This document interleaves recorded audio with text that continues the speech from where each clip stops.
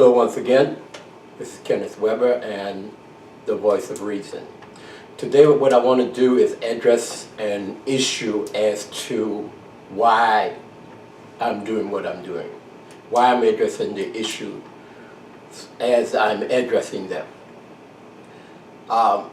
It's been said that, as Christians we judge people, and when we say things that's contrary to the activities of people, we are judging them, or we're being critical of other people's lives. What I want to do is cause you to understand that I'm not doing what I'm doing from a perspective of addressing the young lady or the woman that has gotten an abortion. At no time in anything that I've stated on any video have I addressed the person that is getting an abortion. I address the fact that the nation in which we live has legalized abortion. And I feel as a citizen of the United States that I have the right to address that, and the responsibility to address any issue that I feel is adverse to the welfare of the nation. I know that there are those that would say that as a Christian, I'm bound by separation of church and state. Well, I've been a Christian for 35 years or so, and during those 35 years, I've never had the IRS send me a statement saying that because you're a Christian, you don't have to pay taxes. I've never seen the United States government tell our sons and daughters that because you're a Christian, you can't serve in the military, you can't fight for the welfare and the well-being of and the freedom of our nation, you can't shed your blood and die for this nation because you're a Christian. Well, as long as and until they do that, which I know they won't, and we won't, and I hope that we would never accept it if they tried to, because we should have the welfare of this nation at heart. But until they do so, then as a citizen, every Christian and every other individual, atheist or whatever, has a right to speak their views or opinions concerning the direction that the government takes. And so for that reason, I am making these videos concerning abortion and the effects that it has had upon our nation and the effects that it's going to have upon our nation. I will give you an example for you to be able to try to relate to from my perspective. If a father is in a home and he decides he wants to sell drugs, and he goes off somewhere and he finds a house and he sells drugs out of that house, he's making an individual decision.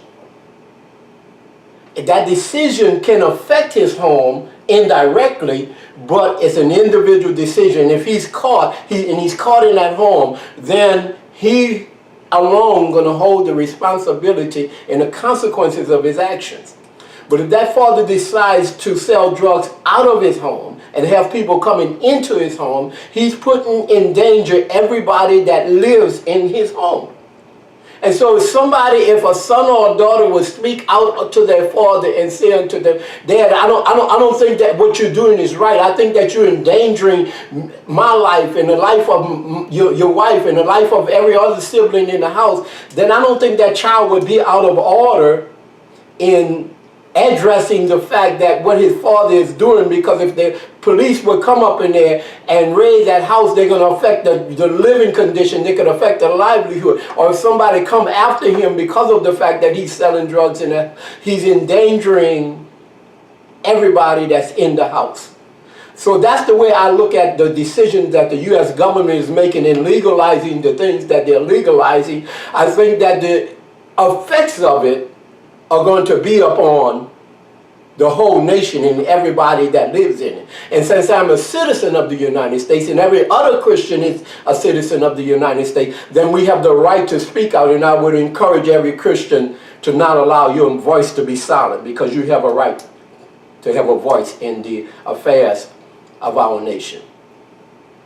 As far as judging is concerned, as a Christian, if a woman is having an abortion, In the church where we were, yes, we did picket abortion clinics, but they were peaceful pickets.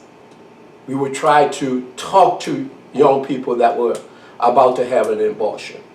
We set up a clinic, office where young ladies could come in and get counseling and help concerning having an abortion.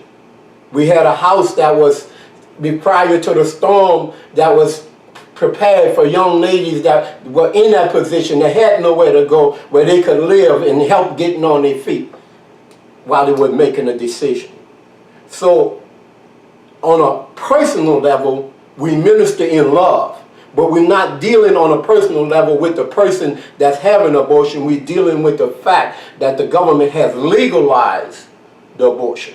A decision that not only affects the young lady that has the abortion, but it affects every citizen of the United States of America. So therefore, I feel it is my right, I feel it is my responsibility as a concerned citizen, and a citizen that's concerned about the future of my grandchildren and my children and everybody else's, to address this issue. And so it is with that mindset that I will continue to address these issues. I will continue to stand and fight, and I look forward to the day that I'm able to stand before the Congress of the United States of America. I look forward to the day that I'm able to stand before the Supreme Court justices and to speak unto them concerning this issue, to reason with them concerning this issue. And I will continue to fight. I will continue to stand. I will not be silenced, and I will have a voice. For right now, this is Kenneth Weber, and this is the Voice of Reason.